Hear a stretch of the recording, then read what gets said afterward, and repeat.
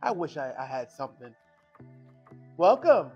I'm Kadeem, your friend with a pen, or Cat if you're friendly. Today we're going to create some art. We're going to create a painting of Pikachu. Real simple, real easy.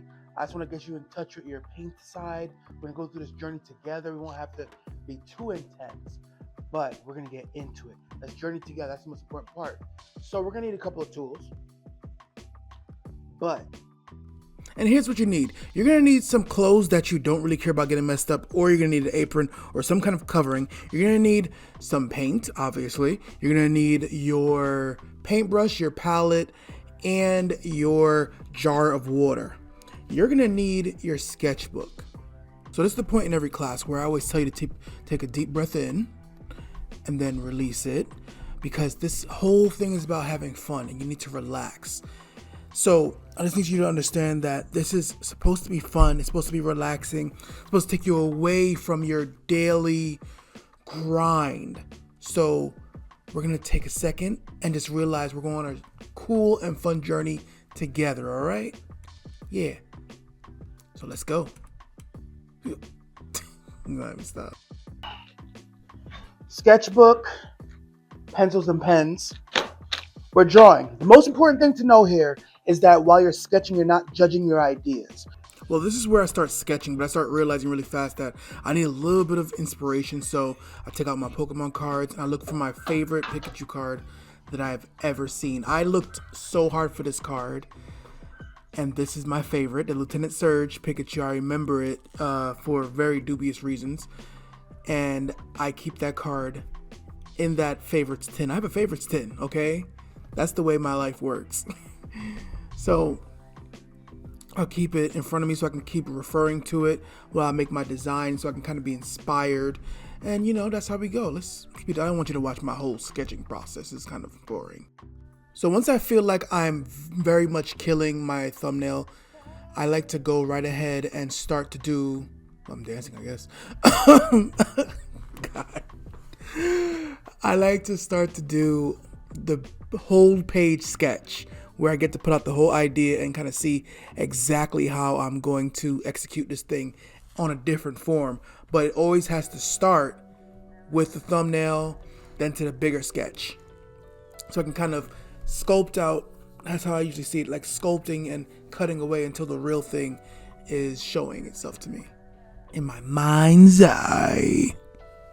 So this is the part where now I'm confident in my sketch, and now I want to start adding inks and different colored media, just so I can kind of see now how I'm going to execute. I go deeper on my sketch so I can play around and not be like, oh my gosh, the canvas. I just kind of start putting things on. I start using Posca markers and everything, and my little pens, my markers and all that. I probably shouldn't be doing this, but I'm gonna do it anyway. That's right, Pastor Kadeem. You definitely shouldn't. Did you know that there are different types of paper that do different types of thing? I'm using paint, acrylic paint markers on sketch paper. Sketch paper can handle like ink a little bit, but the Posca marker, that paper later on began to warp very quickly. So if you have something that's important to you and you're doing like cool sketches that you like, do not use wet media on this paper. You need stronger like mixed media. If you're using like stronger inks like Copic, you want to use like freaking Bristol pads and all that. Yeah. Or literally illustration paper. Yeah. Yeah, that's not doing a damn thing, Kadeem. Nothing. That paper gonna warp bad. Don't follow that guy's example. He was just feeling reckless and loose. Stupid. We can do recessive purple. We can do a darkish purple. We can try all these things. You know what I'm saying? Like, I'm thinking complementary colors, but the yellow is going to be so strong. I'm thinking I do something that's lighter just to keep the balance good. So I'm trying it out on paper first. And then when I get the paint, because I can try things out on the canvas too, but I also kind of want it to be like, you know, I want to know beforehand, just so I can really mess with things. Ooh, sorry. If you can get Posca markers, get Posca markers. They're very expensive, but you know, when you can try things out, it gets a little easier.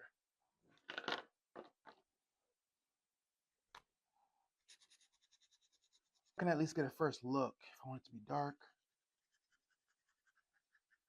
So first off, what we gotta do, see, I'm gonna do this early because I get into a flow state sometimes, but I got my pencil here. I'm gonna bring my canvas up, got my apron. I'm gonna put this on early just so I don't, you know, in the middle of flow state forget. But let's get a little canvas right here. Let's get going. So I'm gonna start off by sketching with this number 2 pencil. I'm not using one of the artsy fartsy pencils because I just need to um, get it done without fear of it smudging. Last time I did something, I used a number 4B and it messed up. So I'm going off of my sketch, right? In case you forgot 5 seconds ago, this is the sketch, you know? So I'm gonna put it right next to it so I can see it. I have my references and everything. I'm gonna start. I'm gonna say this is where Pikachu's gonna be. And I want the spiral to come from one of his cheeks, one side of his cheeks. Pause, no pause, who cares?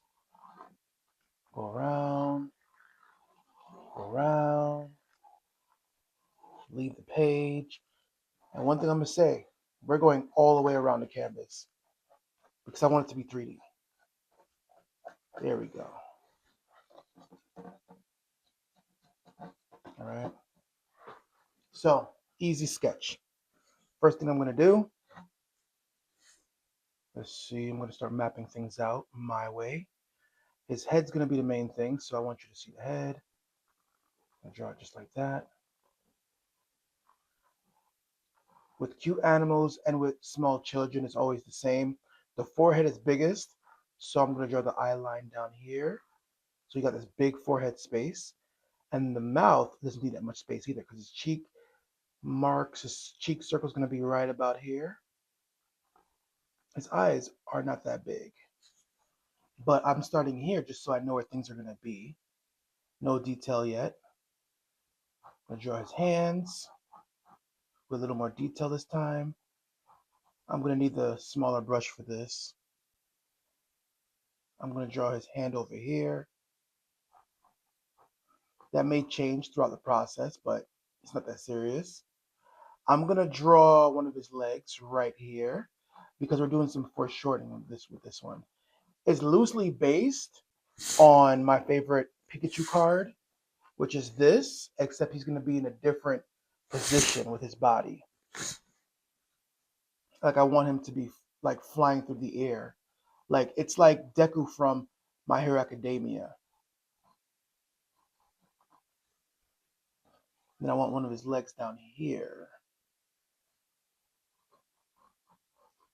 Because for some reason, whenever characters jump, their way their bodies are is in weird positions. But if you see athletes, it's kind of the same. Like because the more off kilter they are, the better it looks. I kind of want to move the lines. Yeah, it was a little boring if it's straight on.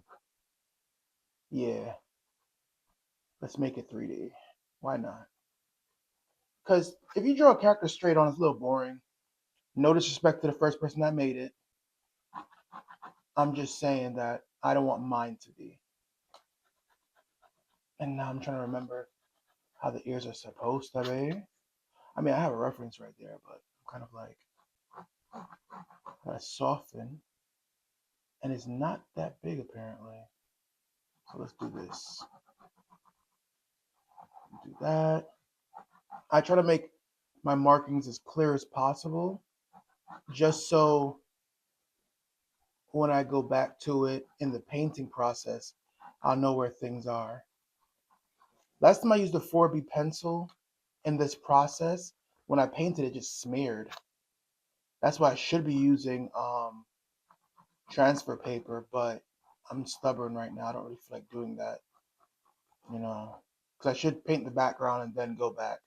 but it's whatever. Um, let's see, tiny nose. The head is so big. I did the head so freaking big. Now I'm gonna add my style to it. That's the whole point, right? So I learned this way from Rodgon, and he was like, it's on this thing called 21 Draw.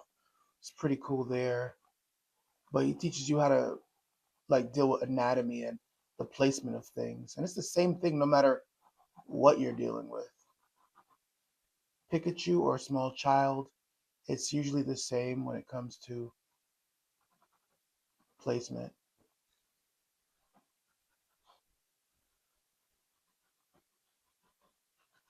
It doesn't have any here, but I remember, was it Richie from Pokemon? His Pikachu had a little something.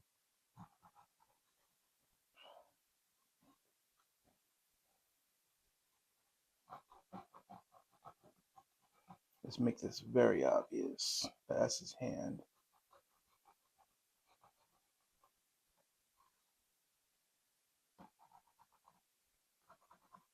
Okay.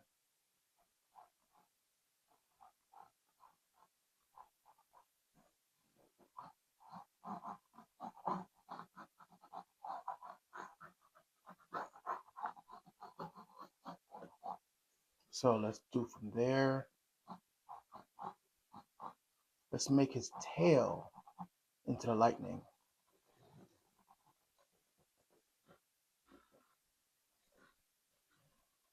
Mm.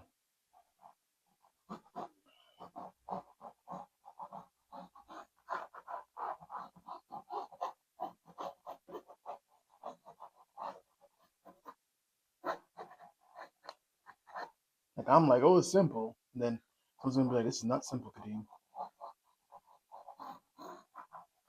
To me, it's simple. It's a simple circular composition.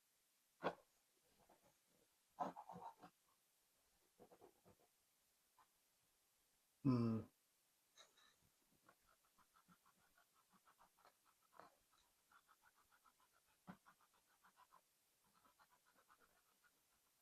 So rule of thumb, all outlines are done last. We do what I mean when you're painting, like black outlines are done last if you're even gonna do them. For me, I might not, but that's if you need to do those kind of details.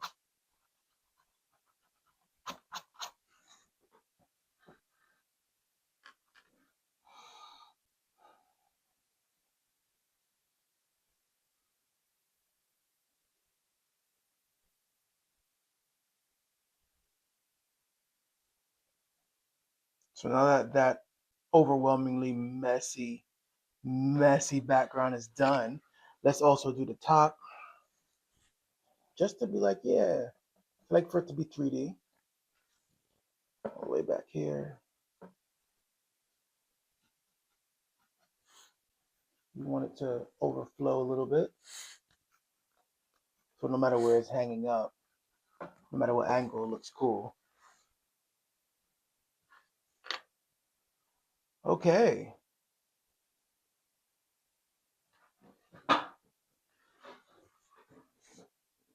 Okay, so I have my paintbrush. I've been using it for some yellow right here. Let me not waste it. So I'm gonna outline.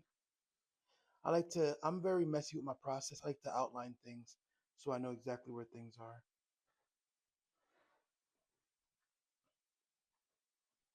Okay.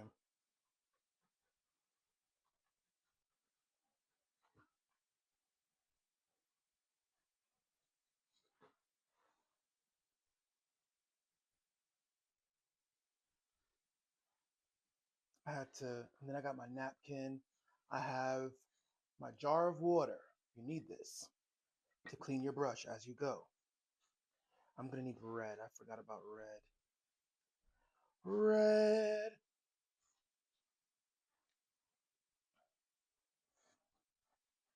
And I always get around the canvas. You want to make sure you even get. So let's do this. Let's do it like this.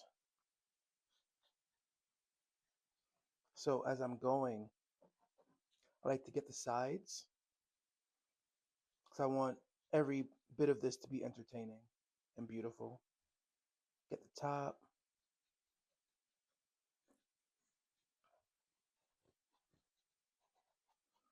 I'm being real quick and nasty with it because I know that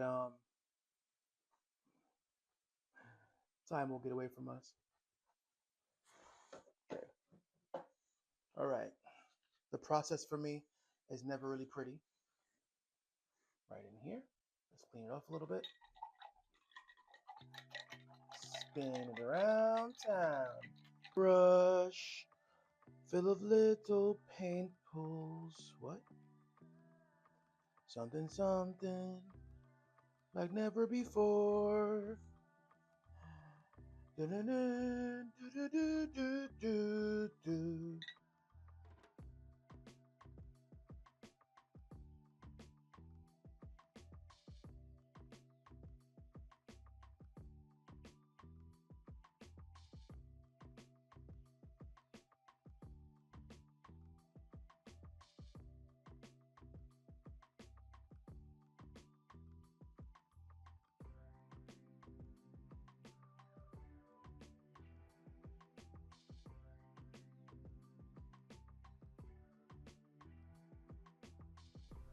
So this is the point in the process. I'm gonna speed through it a little bit, but we start making decisions.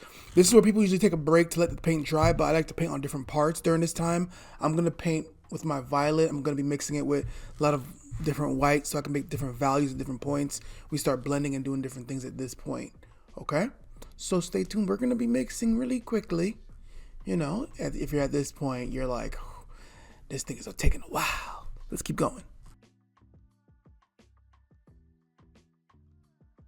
So I teach in a paint and sip, and whenever I'm doing it in the class, I try my best to do all my mixing on the palette, so they'll copy that. Because otherwise, I have the habit of doing all my mixing on the canvas. You're gonna see it, but I put a little white, and I tried not to make it mix too much. I do what they call a figure eight, so I can get my dark texture and my light texture on the canvas at the same time. As you see, I'm not trying to make it become just a light purple. I'm trying to make it both at the same time. So I always like to try to get the excess off because I don't need that much. I don't want it to goop up, and then when I touch one point, it's too much because I'm going around his outlines. So I try to be as accurate as possible as I'm going. I get my fingers really close to the bristles, as you see. And yeah, my hands get messy. My wife is like, "Is that paint in your fingernail?" I'm like, "Yeah, that's how I live." And then I take my time. I let the brush spread while I'm going, and I go right up against the line very lightly. I'm not pressing crazy, but I'm like allowing the bristles to spread. You feel me?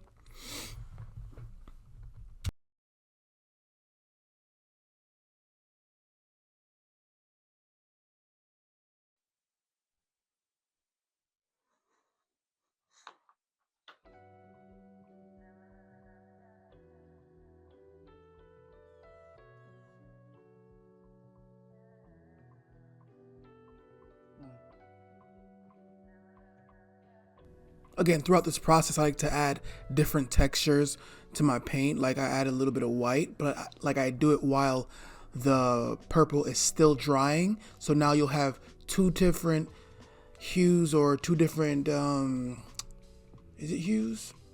Of purple. Not just light, not just dark, but we want to mix. This is just a habit. This is a habit that started happening ever since I started teaching. Sometimes I get paint on my hands and I'm like, let me just use it. Let me just use it. And I do that quite a lot. Like a lot. Yeah.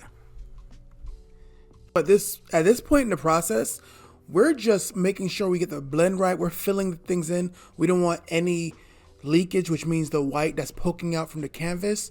Like now I just start going around and adding details to Pikachu and making them look more authentically cool. And I start adding blending colors. Like I just start doing cool stuff now. I'm adding different features, different colors, and different feelings to this painting. Some more paint, like We have this yellow's going away. We gotta touch up Pikachu. Because why did I do this? Big old cheek. You don't even need that. Crazy. We're gonna make it look fly. All right.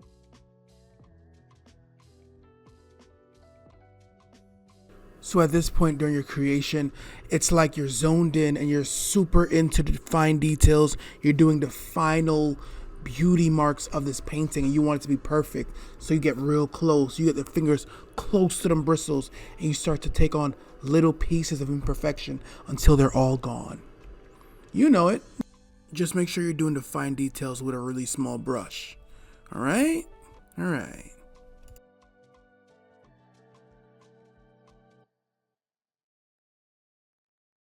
And here we are. Look, man, I'm proud of this. If you liked it, put a thumbs up. If you want to see anything else, put it in the comments. You know, if you want to see some Pokemon, if you want to see some anime, I know you guys got to do real serious job where lives are on the line. But, you know, if you feel like leaving a comment down below and let me know what nerdy thing you want to see me paint next or what you want to learn next, let me know. I was Kadeem. Thank you for watching Kad Draws. Love you guys. Bye.